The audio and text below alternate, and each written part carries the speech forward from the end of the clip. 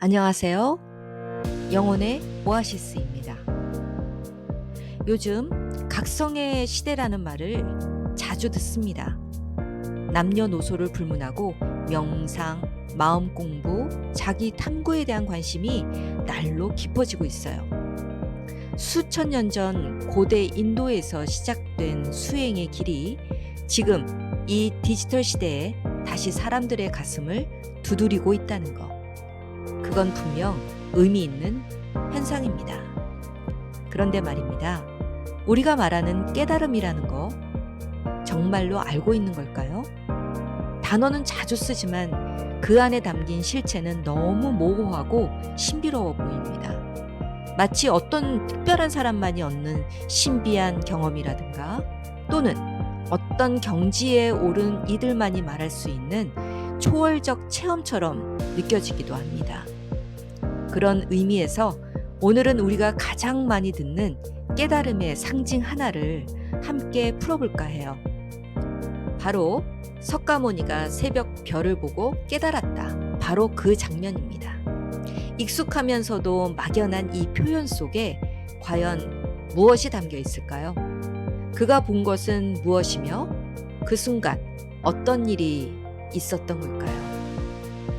이 이야기를 통해 깨달음이라는 단어가 더 이상 신비하거나 어려운 개념이 아니라 우리의 삶과 지금 이 순간에도 깊이 연결되어 있는 가능한 체험으로 느껴지길 바랍니다. 석가모니, 고타마 시다르타. 한 나라의 왕자로 어린 시절부터 지혜롭고 명철했던 그는 인생이란 것이 왜 이토록 고통스러운지를 묻기 시작했습니다. 사람은 왜 늙고 병들고 죽어야 하는가? 사랑하는 이와 왜 이별해야 하고 싫어하는 이와는 왜 함께 살아야 하는가? 그는 인생이 고통으로 가득 차 있다는 것을 외면하지 않았습니다. 오히려 그것을 똑바로 바라보았습니다. 그 고통이 단순히 외부의 조건, 즉 가난이나 질병, 사회 구조 때문이 아니라 사람의 마음 자체에서 비롯되는 것이라는 사실을 간파했습니다. 그리고 마침내 어느 날 새벽, 보리수 아래에서 명상하던 그는 고요한 하늘에 떠오른 새벽별 하나를 바라보며 문득 깨어났습니다. 그 깨달음은 단순히 무언가를 이해한 것이 아니었습니다. 그 순간 자기 존재 전체가 바뀌는 체험이었습니다. 많은 사람들이 이렇게 묻습니다. 석가모니가 본 건 무엇입니까? 그는 별을 본 게 아닙니다. 그 별을 바라보고 있는 자기 자신을 본 것입니다. 즉, 그는 단순히 별을 본 게 아니었어요. 별은 그냥 그 자리에 있었고 이전에도 셀 수 없이 보았을 겁니다. 하지만 그날 그는 그 별을 있는 그대로 봤습니다. 별이라는 대상이 아니라 그 별을 보고 있는 나라는 존재의 실체를 본 것입니다. 별을 보는 주체, 나라는 존재가 실은 고정된 것이 아니었습니다. 내가 나라고 믿고 있던 이 생각도, 고통도, 두려움도, 나의 삶이라고 여겨왔던 모든 것들조차도 말입니다. 모두 잠시 머물다 가는 인연의 흐름 속에 있는 것들이었음을 본 겁니다. 즉, 영원히 존재하는 나라는 건 없고 그저 매 순간 조건 따라 바뀌는 의식의 장만 있을 뿐이라는 통찰. 그 별을 보는 눈도, 마음도, 존재도 실은 끊임없이 변하고 있는 텅 빈 자리에서 흘러나오고 있었음을 그는 그 순간 몸 전체, 마음 전체로 알게 된 것입니다.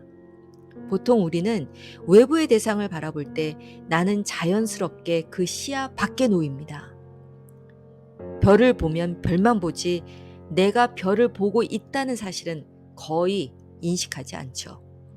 그런데 석가모니는 그 새벽 별을 보다가 문득 이 별을 보고 있는 나는 도대체 누구인가? 본 것입니다. 그는 본 거예요. 별을 본 것이 아니라 별을 보고 있는 그 마음의 뿌리를 본 것이죠. 이것이 바로 진정한 깨달음입니다. 우리는 종종 이렇게 말하죠. 아, 나도 깨달음을 얻고 싶다.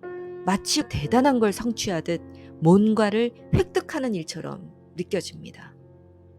그런데 석가모니가 새벽별을 보고 깨달았다는 그 순간을 찬찬히 들여다보면 그건 어떤 성취나 슈퍼파워가 아니었어요. 오히려 정반대예요. 뭔가를 얻은 것이 아니라 오히려 벗겨낸 것. 그동안 쌓여왔던 온갖 생각, 감정, 믿음, 정체성, 이 모든 게 한 겹 한 겹 벗겨졌을 때 그 아래에 있던 그대로의 나가 드러난 거죠. 생각해보면 우리는 늘 나라는 틀 안에 갇혀 있어요. 나는 이런 사람이야. 나는 예민하고, 나는 게으르고, 난 쓸모없고, 혹은 나는 대단하고. 이렇게 나에 대해 스스로 말 걸고 낙인 찍고 믿고 살아갑니다. 그런데 그 틀을 만든 건 대체 누구일까요? 사회일까요? 가족? 아니면 나 자신? 그 모든 걸 벗겨냈을 때 남는 건 아주 단순하고 아주 조용한 의식 하나입니다. 그건 그냥 있는 그대로 존재하는 나. 이걸 눈으로 보듯 분명하게 알아차리는 순간 세상은 완전히 달라집니다. 그런데 왜 정말 하필 새벽벌이었을까요? 밤이 완전히 물러가진 않았고 해가 뜨기 직전의 시간, 어둠과 빛이 공존하는 순간, 그 시간에 떠있는 별 하나를 바라보며 그는 마치 오랜 시간 잊고 있던 무언가를 다시 떠올린 듯 깨달음을 얻었다고 합니다. 그 별은 어쩌면 우리 각자가 잊고 살던 진실, 언제나 거기 있었지만 보지 못했던 나 자신이었는지도 모릅니다. 어둠 속에서도 빛나던, 항상 그 자리에 있었던 나 말이에요. 그리고 그걸 볼 수 있었던 건 오랜 고행 끝에 모든 것을 내려놨을 때였어요. 오히려 억지로 얻으려 하던 마음마저 놓아버렸을 때 별은 말없이 제자리를 드러냈죠. 깨달음은 그런 거예요. 노력으로 캐내는 게 아니라 이미 거기 있었던 것을 비로소 보는 순간이죠. 그런데 지금 여기 21세기를 살아가는 우리한테 그게 무슨 상관일까요? 사실 아주 큰 상관이 있어요. 왜냐하면 우리 삶에서 겪는 불안, 분노, 외로움, 우울 같은 것들도 결국 나라는 틀에서 비롯되거든요. 나는 지금 이러면 안 돼. 나는 왜 아직 이 모양일까? 나는 저 사람보다 왜 못할까? 이 수많은 생각과 비교가 우리를 고통스럽게 합니다. 그런데 이 모든 고통의 중심에는 나라는 고정된 이미지가 있어요. 그 이미지를 붙잡고 있으니까 자꾸 괴로운 거고요. 석가모니의 깨달음은 말합니다. 그 나는 실체가 아니라고. 잠깐 피어났다가 사라지는 생각일 뿐이라고. 그걸 자각하면 삶을 대하는 태도 자체가 달라집니다. 내 감정을 억누르지 않으면서도 거기에 완전히 휘둘리지 않는 마음. 힘든 일이 와도 그 중심에 고요히 머무는 힘. 깨달음은 우리 삶 한가운데 있어요.